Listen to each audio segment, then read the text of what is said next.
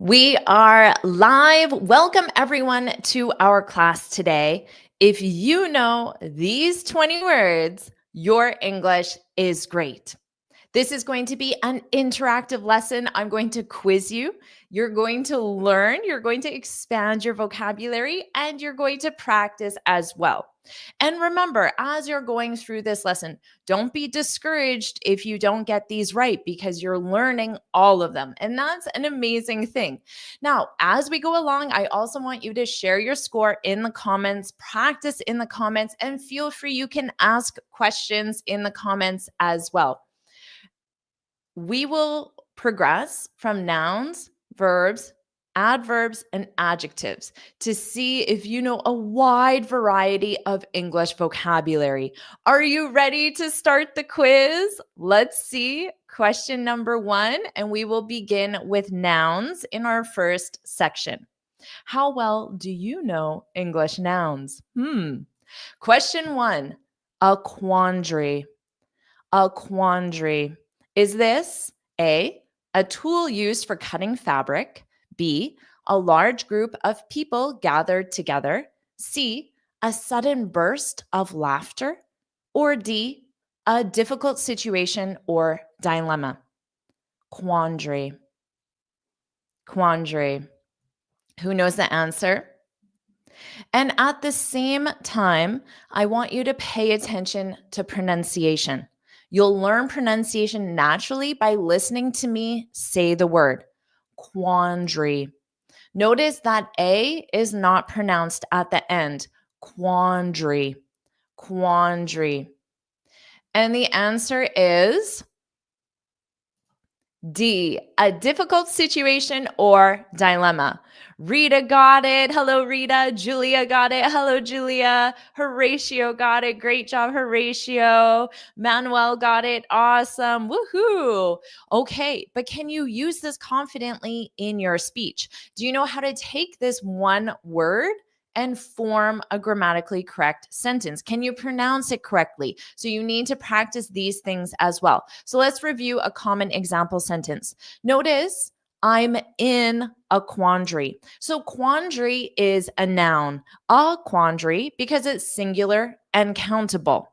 However, you still need other information to take your noun and form a sentence. So here you can use to be in, just like you're in a difficult situation. You're in a dilemma. I'm in a quandary. What's the difficult situation? About whether to take the new job or stay where I am. So that's the difficult situation or dilemma. I'm in a quandary. Or you could say, Sarah found herself in. So you can find yourself, find oneself. The pronoun needs to match the subject. Sarah found herself. I found myself in a quandary. Don't forget that article. Remember, these are nouns. Sarah found herself in a quandary when both her friends asked her to help at the same time. So that's the difficult situation. Which friend should I help? Question 2, a ruckus. Ruckus. Ruckus. Is this A, a type of musical instrument, B, a small container for carrying water, C, a secret meeting between two people, or D, a noisy commotion or disturbance? A ruckus. The correct answer is, do you know the correct answer? Make sure you leave it in the comments. Say it out loud as well so you practice that pronunciation. Ruckus, kiss, kiss, ruckus, ruckus. Get that strong R at the beginning. Ruckus. Hold it out a little longer. Ruckus, ruckus. All right.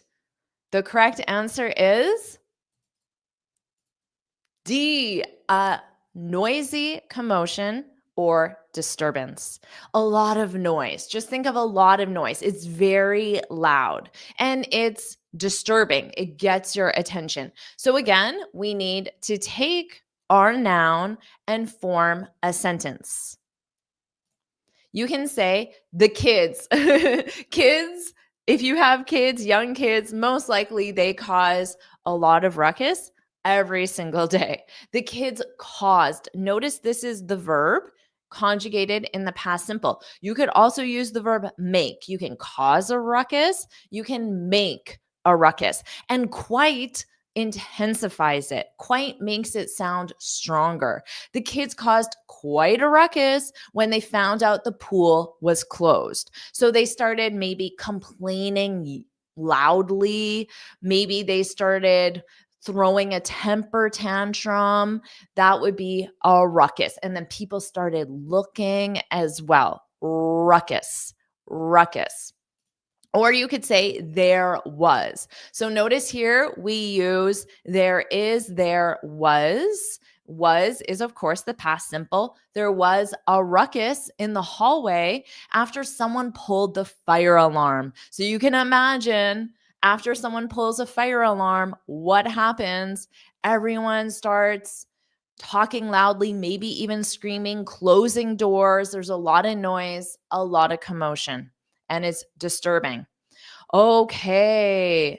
Anissa said, my neighbors caused a ruckus yesterday because of the party. Exactly. I couldn't sleep because of the ruckus, you could say. Question 3, a whim. Whim. Whim. Is this a type of large bird? B, a sudden and impulsive decision? C, a formal agreement between two parties? D, a deep, narrow valley. Whim. Notice that pronunciation. For the W, you need your rounded lips. Whim. Whim. Whim. The correct answer is, do you know? What am I going to say?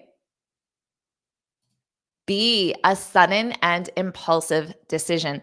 Julia got it. Awesome job. Horatio got it. Nice one, got it. Christoph got it. Nicely done, everyone. Great job. So again, how can you use this in your speech? You could say, she bought the dress on a whim. Have you ever bought anything on a whim? It was an impulse. You just decided to take it. In fact, stores often put certain items right by the checkout, right by the cash register, because they know they're impulse items. You buy them on a whim. You don't really think about it. You see it, you take it, you buy it. But you can buy something larger like a dress, you could buy a car, you could buy a house on a whim. So notice that preposition. To do something, I booked a vacation on a whim. I quit my job on a whim. So you do something on a whim. Now, you could also say on a whim. So you can start with this on a whim, same sentence structure. On a whim, this should say apologies. I booked a vacation to Canada to visit Jennifer. Woo! Maybe you could do this on a whim. Wouldn't that be amazing? So let's do it. I'd love to have you. I'd love to show you around. I can be your tour guide. Let's do it. Let's do it if you want to book a vacation to Canada on a whim. So you don't think about it too much. You just press enter and you book the vacation. So let's do it in the comments.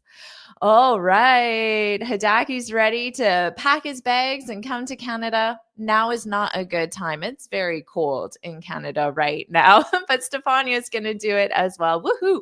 On a whim, impulsively. Okay. Question 4. A glitch. A glitch. Is this A, a long journey by sea? B, a decorative pattern on fabric? C, a minor error or malfunction? D, a large open area in a forest? What do you think? A glitch. Do you know the answer? Put it in the comments. What do you think? A glitch is C, a minor error or malfunction. If you're anything to do with computers, programmer, engineer, most likely you know this because you deal with this every single day in your day-to-day life. You can say there's a glitch. So there is, in the past simple, you could say there was. There's a glitch in the software that's causing the program to crash. Uh-oh. Or you can say everything was running smoothly. So notice here, to run smoothly. That's another way of saying to go smoothly. And smoothly means without problems, without issues. Everything was running smoothly until we hit a minor glitch in the system. So you can commonly use the adjectives minor glitch, which means small, major glitch, which means large, minor, major. And if you hit, notice the verb here is hit. It's the same in all forms, hit, hit, hit. So the past simple is hit. We hit a minor glitch. That means you encountered it suddenly. We hit a minor glitch in the system.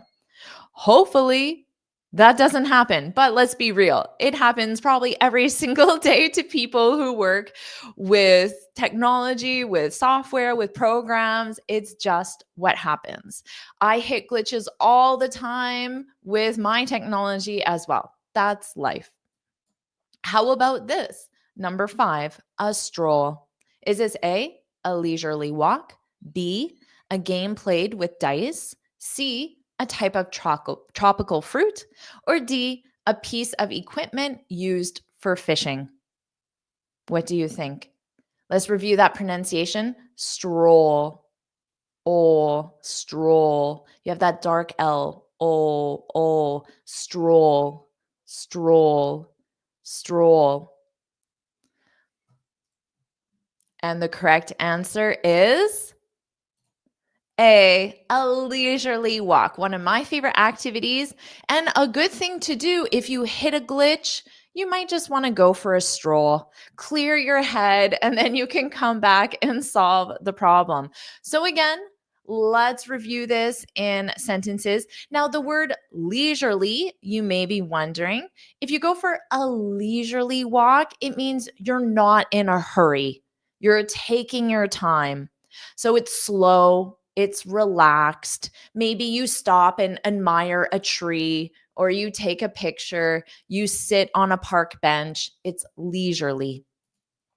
So you can say, we took a nice stroll through the park after dinner. So it's very relaxed, very slow, very enjoyable. So you're not trying to get to a specific destination. You're just enjoying the walk. So it's more of the activity. It's not a form of transportation. And you can take a stroll. Take a stroll. Exactly, Ofa. You need to learn the co-locations. Take a stroll. Take a stroll. So this is in the past simple.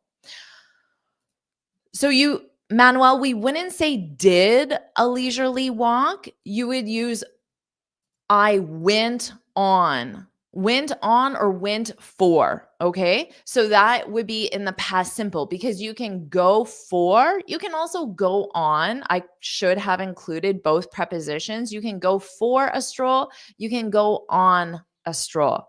Let's go for a stroll while we wait for the store to open. Or let's go for a stroll while we wait for the engineer to fix the glitch in the software. All right. How are you doing so far? That was the end of our noun section. So, how many did you get right? 0 out of 5, 2 out of 5, 5 out of 5. If you got 0 out of 5, that's awesome because you just learned 5 new words. And even if you got 5 out of 5, Were you pronouncing them correctly? Did you know the collocations? Did you know how to use them in speech? So think of everything you're learning as well. Amazing job, Julia. Amazing job, Hidaki. All right. So let's move on to our section, verbs. Verbs. To scrutinize. Scrutinize. Is this A, to quickly glance at something? B, to examine something closely and carefully? C, to run at full speed? Or D, to play a musical instrument? Notice how I'm saying this. Scrutinize. I'm not pronouncing that T. Scrutinize. So I'm putting my mouth in the position, but I'm not pushing out the sound, which is called a flat T. This isn't required. It's just how Americans pronounce it naturally. You can certainly say scrutinize, scrutinize, scrutinize, but that's not how I would say it because that's not how we say it in real speech. Scrutinize, scrutinize, scrutinize, scrutinize. And the correct answer is B, to examine something closely and carefully. I should have scrutinized this presentation because I made a typo in question 3, perhaps. So I should have scrutinized this a little more closely. Now, let's review the sentence structure and some example sentence. Remember, we're reviewing verbs. What do you need to do with a verb? You need to conjugate it. So you could say the accountant scrutinized, zd. So a very soft D at the end for the past simple. The accountant scrutinized the financial reports for any errors. So most likely in your day-to-day or in your job, at some point, you need to scrutinize certain things. Here's another example. You need to scrutinize the contract carefully before signing it. Of course, this is very good advice. Now notice, because our first verb is need, now we have to scrutinize in the infinitive. You need to scrutinize. That's very good advice. Let's move on to question 7. To dwindle. Dwindle. To dwindle. Is this A, to gradually decrease? B, to write in a fancy style? C, to paint with bright colors? D, to build something from scratch? What do you think? Question 7 is to dwindle. Notice that pronunciation. Dwindle. So you do pronounce both D's. Dwindle, dull. And you need that dark L at the end. Dwindle. This could be difficult for pronunciation, so make sure you practice out loud.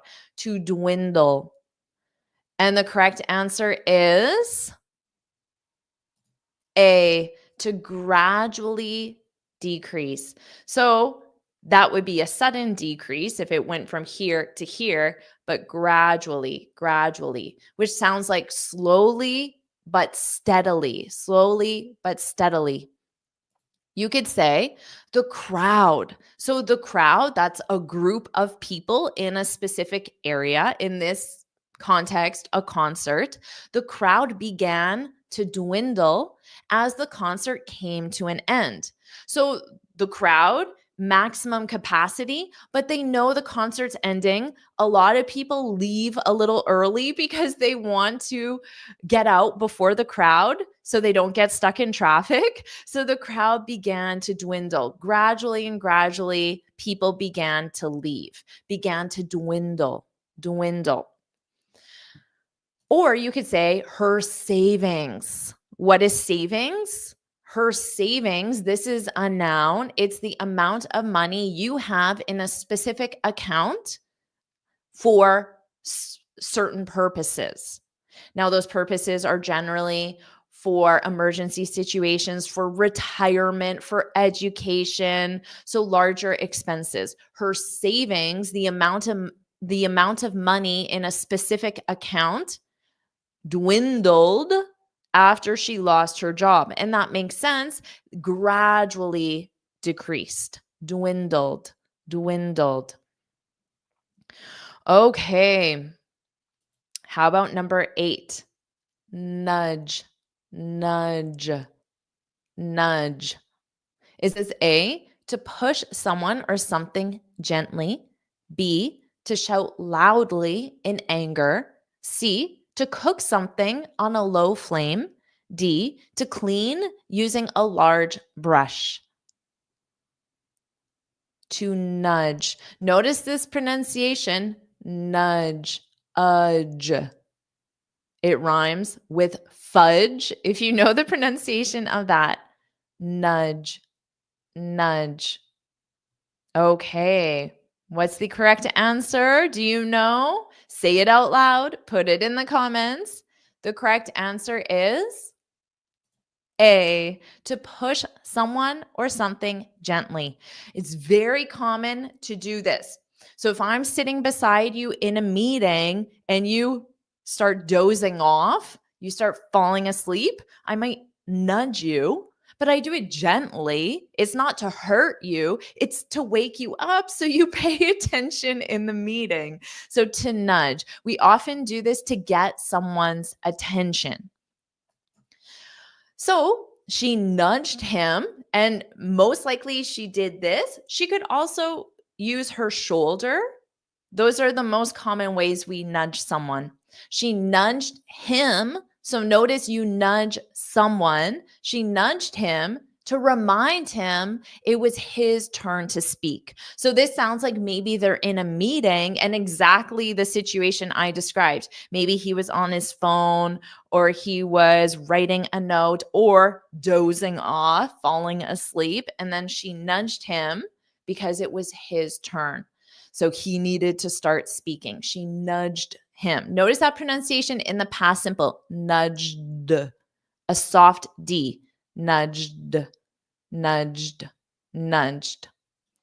Or you can nudge something. It's very common to nudge someone, but you can also nudge something. Just nudge the door open to take a peek inside. So if you take a peek, it means you look quickly.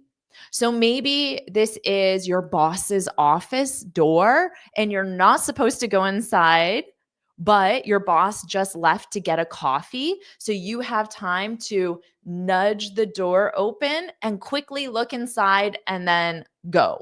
Maybe kids do this with their parents' room or to try to find their birthday present or Christmas present. They nudge the door open and take a peek inside. Okay. Yes, in Muna, in the context of an object such as a door, you can say just slightly push the door open, but you wouldn't use that for a person. So I wouldn't slightly push John to remind him to speak. Okay, how about number 9? Scoff, off. So it's like cough, but scoff, scoff. Is this A, to mock or show contempt? B, to eagerly eat a large meal? C, to repair something broken? Or D, to whistle a cheerful tune? What do you think? Remember that pronunciation? Off, scoff, sk, k, k. So it's that k, k, k, scoff, scoff, scoff. And the correct answer is, do you know this one? Is this new to you? A, to mock or show contempt. Ooh, do you know what to mock means? Do you know what show contempt means? In order to understand the answer, you need to know this vocabulary as well. So let's review an example. He scoffed at. This is very important. You need the preposition at. You scoff at something. And then this is in the past simple because he already did it. He scoffed at the idea of working overtime on a weekend. So, what does that mean? It means maybe his boss or his coworker said, "How about we work on Saturday so we can finish the project?" And then he did this. "I'm not working on Saturday." So usually there's some dramatic reaction like that. No. So something like that to scoff. So usually there's some sort of very visible dramatic facial expression. It might be combined with a sound such as almost like a coughing sound. And then you say something negative about the idea or the proposal. Now, you could also say, "My father scoffed when I shared my idea to start my own business." So I said, "Dad, guess what? I have this amazing idea. I'm going to start a YouTube channel and I'm going to teach people from around the world how to speak English fluently." And then my dad says, "That's no way to make a living. You can't make any money doing that. You shouldn't do that. That's a terrible idea." So he reacts negatively to my idea. And it could be combined with that strong dramatic facial reaction. "You can't do that. That's a bad idea." Now, notice I didn't include the "at me" because I'm the one receiving the action. This one, he scoffed at the idea. So this is something else. "My father scoffed at me." You could include the "at me," but it's not required.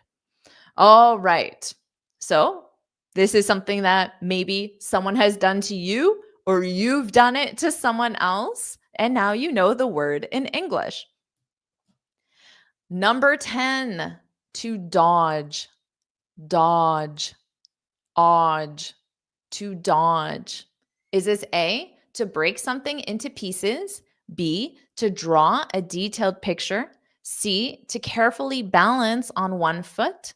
D, to avoid something? What do you think? And notice that pronunciation, odge, dodge, dodge, dodge. That second D is silent, dodge. Now, Claire is absolutely right because if you know the game dodgeball, which is a very common game in North America, generally played by kids, but it can also be played by adults, you'll understand what this means. The whole purpose of the game dodgeball is to avoid the ball, to avoid getting hit by the ball. That's the purpose of the game dodgeball. So the answer is to avoid something. But we commonly use this in a very specific context. She dodged her boss's phone calls. Ooh. So not avoiding an object like a ball being thrown at you, but of course you want to dodge. So to dodge would be to move so you don't get hit by the ball. But in this context, she dodged her boss's phone calls. That simply means, uh-oh, it's my boss. I'm not going to answer it. I just dodge my boss's phone calls. So there's no physical movement. I just avoid answering the phone. I don't answer the phone. So you can dodge someone's calls. You can dodge a question. You can dodge visiting someone. That is very commonly used by native speakers. And notice that past simple pronunciation, dodge, a very soft D. So in this case, you dodge something. The something is her boss's phone calls. That's the something. And why? Because she missed the deadline. So she knows if she picks up, it's just going to be her boss yelling at her because she missed the deadline. So of course you would want to avoid that, right? Now, how about this one? I quickly dodged out of the way before the ball hit me. So that's the more literal meaning where you move to not get hit by an object. And again, this is a very common game played by kids. Yeah, and Julia, you can absolutely dodge traffic. So you can dodge rush hour to avoid traffic. That's a great example for sure. And you can dodge a confrontation. You can absolutely dodge something negative. Absolutely. Very good. Okay. So, how did you do with the verbs? What was your score out of 5? 0 out of 5? That's okay. You just learned 5 new verbs. 3, 4, 5 out of 5. And even if you got 5 out of 5, what about your pronunciation? What about your sentence structure? Were you able to form them and pronounce them correctly? Hidaki got 5 out of 5. Awesome. Julia, Rasami, awesome job. You just learned 4 new verbs and probably a lot of other information as well. Awesome job, Anderson. Great job, Christoph. And I think that's perfect that you got 0 to 5 because I chose one specifically that I didn't think you would know. So I chose this to make it challenging for you. Okay, let's continue with adverbs. Adverbs. These are often neglected by students. So let's review some common but perhaps challenging ones. Question 11. Implicitly. Implicitly. Is this A, with great enthusiasm and energy? B, in a manner that lacks detail or clarity? C, in a way that is understood without being directly stated? Or D, in a hurried and careless manner? What do you think? And notice this pronunciation, implicit. Native speakers pronounce that T as a soft D, implicitly, implicitly. You can say implicitly, but then it causes this pause and you can't get to the ly. So native speakers, we make these pronunciation changes in order to smooth the pronunciation to make it easier to say without pauses. Implicitly, implicitly. And the answer is C, in a way that is understood without being directly stated. So you could say the instructions implicitly suggested that we should wait for further notice. So this sounds like the instructions did not directly say wait for further notice, but the instructions may have said something like, we'll discuss the report further tomorrow. So you shouldn't send the report to the client today if your boss told you you're going to discuss the report tomorrow. So by saying we'll discuss the report tomorrow, you know that it isn't finalized. So you shouldn't submit a report that's in draft form that isn't finalized. So the instructions implicitly suggested or stated or said that we should wait for further notice. So that would be an example of how that would be. And you're right, Santhi. You can think of it as indirectly. Very nice. Okay, or you could say by attending the event, you implicitly agreed to follow the rules. So you didn't sign anything that said, I will follow the rules, but simply by being there, there's an understanding that you will follow the rules. So it's implicit. That's a very common example with following rules, even if there's not a contract per se, it's just implicit. There's an understanding without directly stating. Number 12, zealously, zealously, zealously. Is this A, in a boring and predictable way? B, in a slow and relaxed way? C, in a hesitant and unsure manner? Or D, with great passion or enthusiasm? Zealously. What do you think? Zealously. Zealously. The answer is D, with great passion or enthusiasm. Zealously. You can say she's zealously promoted. Remember, we're in the adverb section. Adverbs modify verbs. So she promoted the new product. How did she do that? She did that with great passion or enthusiasm. So she was very excited. Can I tell you about our new product? It is amazing. You will absolutely love it. Here's a sample. What do you think? That would be she zealously promoted the new product to every customer who walked in. And notice in this case, it comes before the verb. She zealously promoted. How about this one? He worked zealously to finish the project ahead of schedule. So he worked with great enthusiasm, great passion, great energy. He worked zealously. So you could say he zealously worked or he worked zealously. Adjective or excuse me, adverbs can be difficult because their placement is a lot more flexible than other words in English. Now, this is an excellent example, Shahab. I'm learning English zealously with great passion and enthusiasm. I love that. Great job. Very nicely done. And you're right, it does sound like jealously, but with a zealously. Very clever. Very clever. Number 13, lavishly.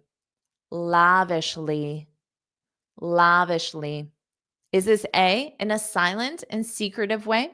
B, in extravagant or excessive manner? C, with careful attention to detail? D, in a way that is completely unplanned? Lavishly.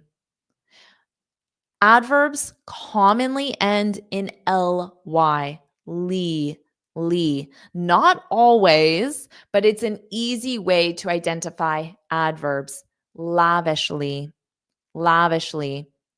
And one tip is when you learn the adverb, often there's an adjective form as well. So you can double your vocabulary by learning the adverb and then asking yourself, what's the verb, what's the adjective? Is there a noun form? Is there a verb form? And you can learn those other forms as well and learn the sentence structure.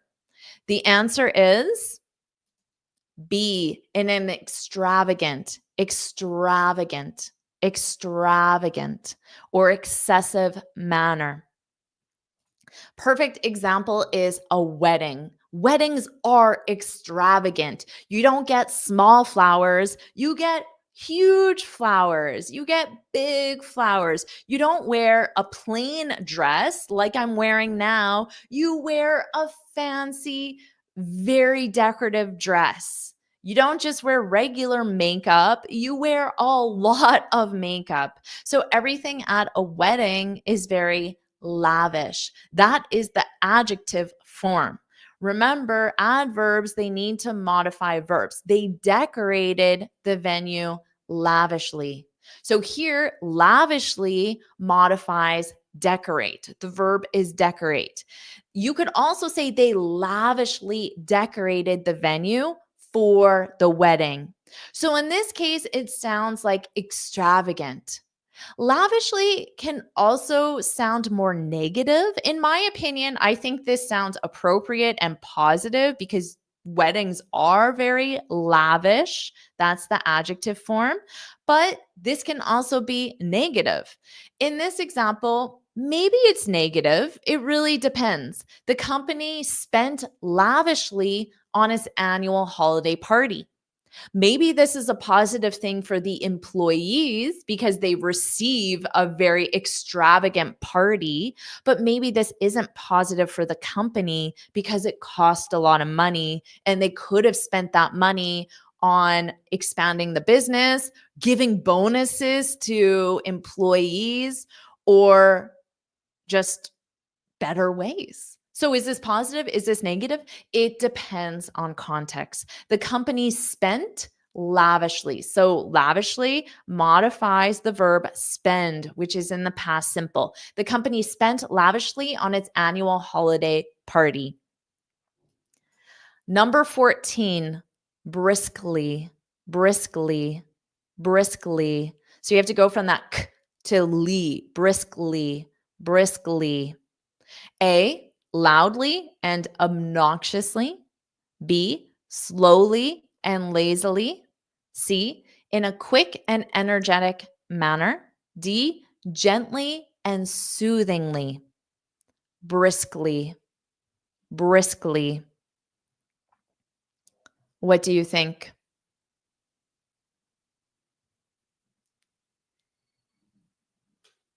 Claire got it. It's often useful to think, what verb would this go with? And yes, it absolutely can go with walking.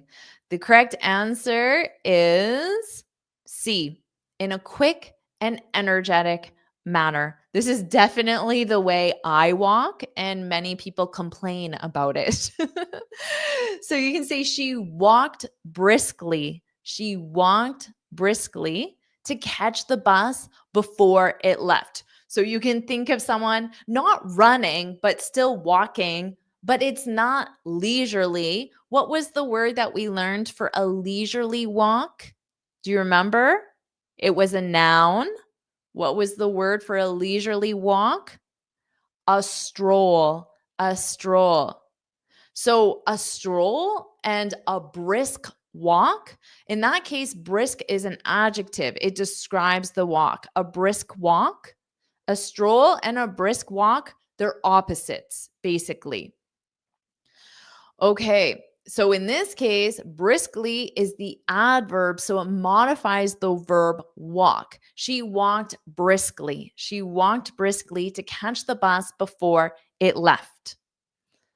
How about this one? He spoke briskly in a quick and energetic manner, wanting to finish the meeting as quickly as possible. So this is the reason why he spoke briskly.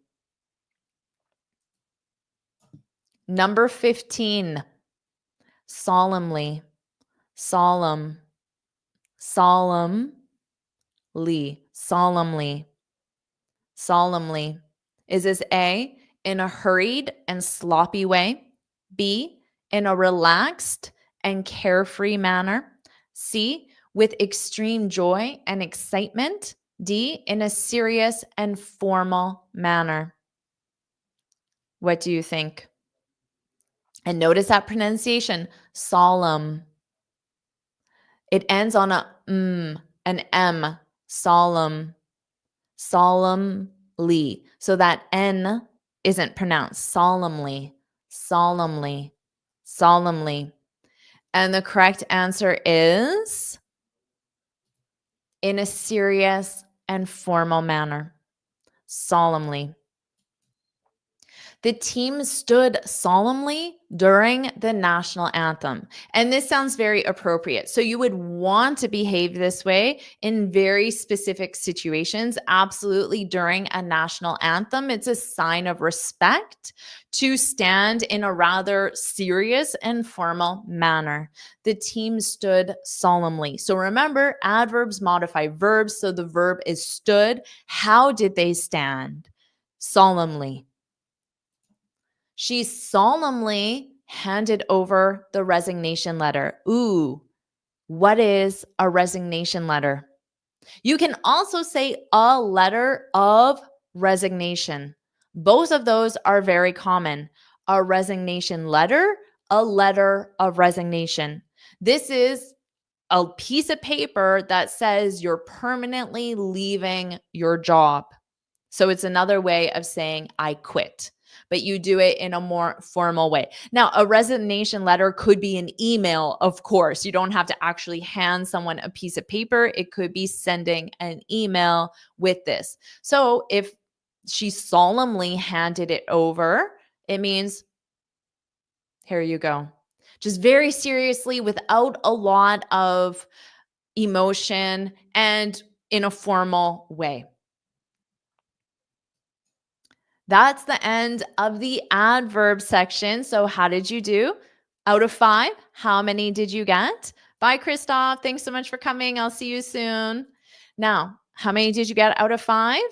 Hidaki got 5 out of 5. That's awesome. And again, if you got 0 out of 5, I think that's awesome because I'm excited. You just learned 5 new adverbs. Of course, you need to learn the pronunciation. You need to learn the sentence structure. You need to learn how to use them in speech so you feel confident. Because there's one thing to know vocabulary, but are you using the vocabulary? And if you're not using it, then it's not very helpful. So you need to feel confident so you can use it. Awesome job, Ahmed. You just learned 5 new adverbs. Of course, practice, practice, practice. And Van Gang, you just learned 1. That's awesome. Great job. Great job. Derahe, you learned 1. Amazing job. Amazing job.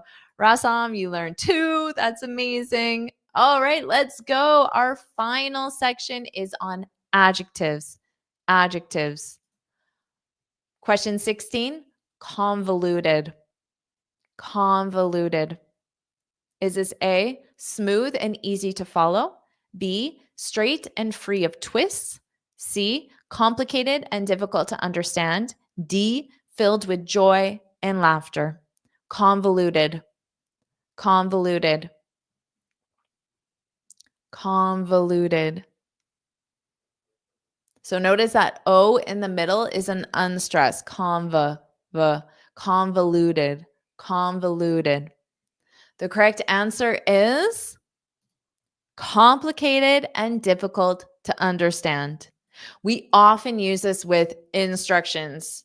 The instructions for assembling the furniture were so convoluted that I gave up. So you can think of it as just, it's not that they're confusing per se, it's that they wrote it in a way that is just very complicated. They didn't say it in easy to understand language. They didn't make it very clear. So it's a fault on the person who wrote the instructions. It's a criticism of the person who wrote the instructions. The instructions were convoluted. Why did you make it so convoluted? You could have made it so much easier. How about this one? The plot of the movie was too convoluted.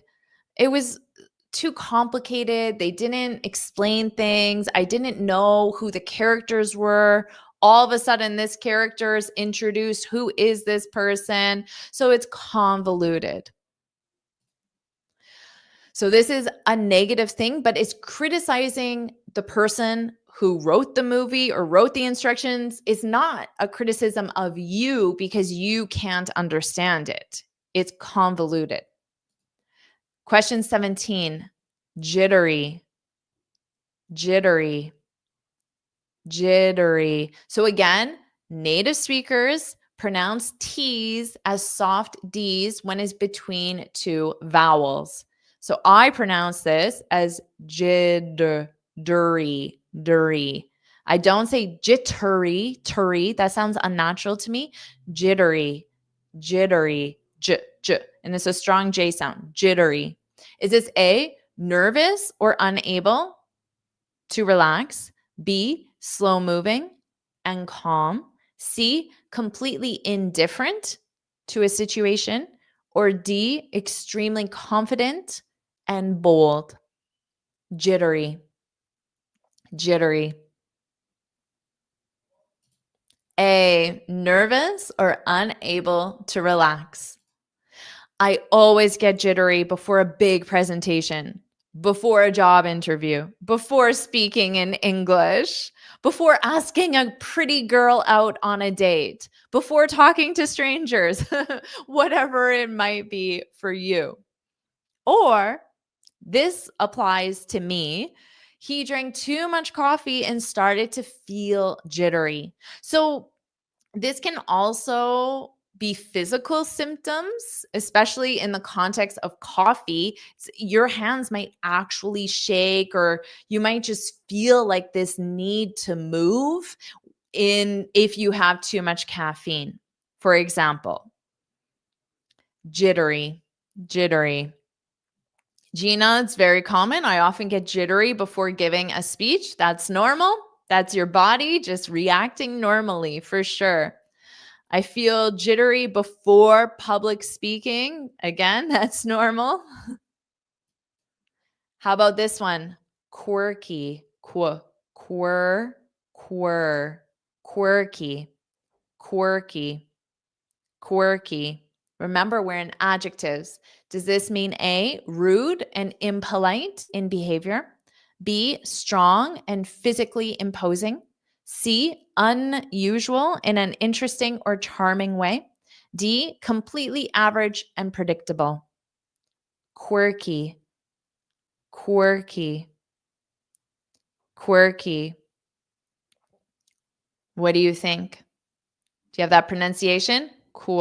Quirky, quirky. The correct answer is unusual in an interesting or charming way. This is the adjective we use to describe someone who's weird, but it means positive because the adjective weird is generally used in a negative way. But quirky is someone who's weird, unusual in a positive way. So it's interesting or it's charming. If you watch the TV show Friends, the characters from the TV show Friends, who's the quirky one? Phoebe. Phoebe is quirky. She wears very unusual clothing. She has unusual hobbies. She says and does unusual things, but everybody loves Phoebe. It makes her interesting. It makes her charming. So if you know the TV show Friends, just think of Phoebe as quirky. Okay, so you can say she has a quirky sense of humor. So she has a sense of humor. This means she tells jokes. She makes people laugh. But how does she do that? She doesn't do that in a normal knock knock, who's there, a normal joke. She does it in an unusual way, but an interesting way. She has a quirky sense of humor that always makes me laugh. Exactly, Hamid. Phoebe is lovely. Exactly. Definitely. Okay. Or you can say the cafe has a quirky decor. So, decor represents the decorations, the paint on the walls, the furniture. The cafe has a quirky decor. So, it's unusual, but in an interesting and charming way. So, there's mismatched chairs in someone's home or in a formal restaurant. You might think that's a little weird, but in this cafe, it makes it interesting. It makes it charming. So the cafe has a quirky decor. All right, number 19, finicky, finicky, finicky, finicky. Does this mean A, picky or difficult to please? B, calm and easygoing in all situations? C, very generous and forgiving? Or D, extremely energetic and full of life? Finicky. Notice that pronunciation, finicky, finicky. What do you think? The answer is finicky is picky or difficult to please. You can say, well, this describes me. Maybe it describes you. Let me know in the comments if it does. I was a finicky eater as a kid. So you can replace this with I was a picky eater. So eater means the things I ate. I was a finicky eater. I only liked very certain food. I wasn't interested in eating a lot of other food. I was a finicky eater as a kid. I think that describes a lot of kids, right? Some adults as well. Now, imagine you're at a restaurant, okay? And the server, which is the gender neutral term for waiter, waitress. Now we use server. The server seats you. So takes you to a table and says, here's your table. But then your husband or your wife, your friend, your coworker says, oh, I don't like this table. The view isn't very good. So then the server takes you to another table. But then you say, "Oh no, there's a draft. I don't like this table." Takes you to another table and you're like, we're too close to the kitchen. I don't like this table." And then you can finally say, "This table is fine. Don't be so finicky. Don't be so finicky. Don't be so picky." So that could be an example. Yeah, in this case, you can think of it as demanding, more so in the difficult to please. Difficult to please is the best way. Difficult to please. How about this one? Question 20. This is your final question. Bland and bland, bland. A, wild and unpredictable. B, covered in bright, vivid colors. C, lacking strong flavor or excitement. D, full of bold and spicy flavors. Bland, bland, bland. What do you think? Final question. The answer is C, lacking strong flavor. This is the way it's most commonly used to describe food in a negative way. It's a negative adjective to describe food. You can also use it in the sense of lacking excitement, which is common, but how you will use it most commonly, how I use it most commonly, is lacking strong flavor as a negative adjective for food. The soup is bland. It's no flavor. The soup is bland. Exactly, Claire. Flavorless. There's no flavor. It's flavorless. It's bland. The soup is bland. The chicken is bland. The stew is bland. The omelet is bland. Absolutely any food you could describe as bland, not just soup, any food you want. The soup is bland. It needs salt, fresh herbs, and spices to add flavor, to make it more flavorful because it's bland. The soup is bland.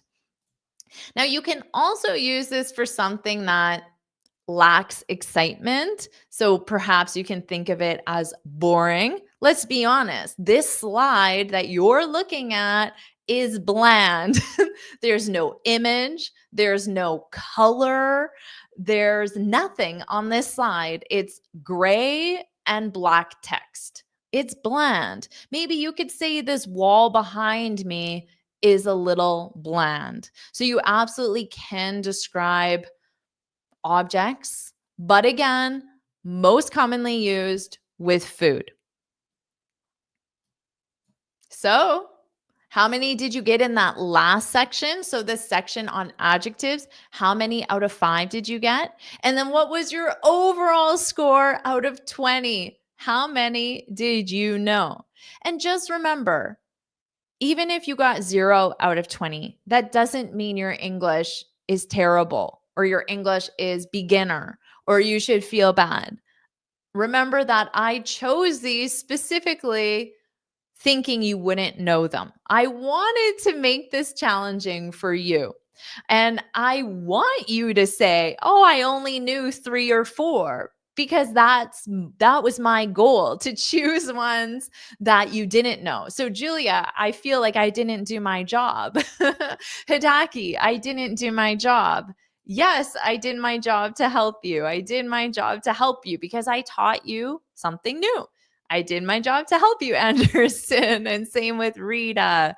That's awesome. So I want you to learn these and I want you to have a low score. That was the whole purpose. Okay, so again, remember to use these confidently. You need to know the meaning. You need to know the pronunciation. You need to know the sentence structure. And then all of that will help you feel confident using them in your speech. So you need to practice, practice, practice all of these words. Watch this lesson again. Quiz your friends. Teach these words to your friends. That will help you permanently remember them. And if you enjoyed this lesson, if you want me to keep testing your vocabulary, keep testing, maybe we could do a grammar test, a pronunciation test. We could do other tests as well. So put yes, yes, yes, like this lesson, subscribe so you're notified every time I post a new lesson as well. So I know that you enjoy this. You want me to make another lesson just like this, and I'm happy to do that. Woohoo, Rita liked it, Hidaki liked it, even though you got 20 out of 20 or 19 out of 20. Claire liked it, Razami, woohoo. Horatio liked it. Awesome. I am so glad. You're very welcome, Anderson. Again, make sure everyone you practice, practice, practice. You're very welcome, Rita. All right, Bruno's. Amazing. Thank you so much for spending this time with me. I love all of you so much, and I'm excited to make my next lesson for you. Bye, everyone. Have an amazing day. Bye.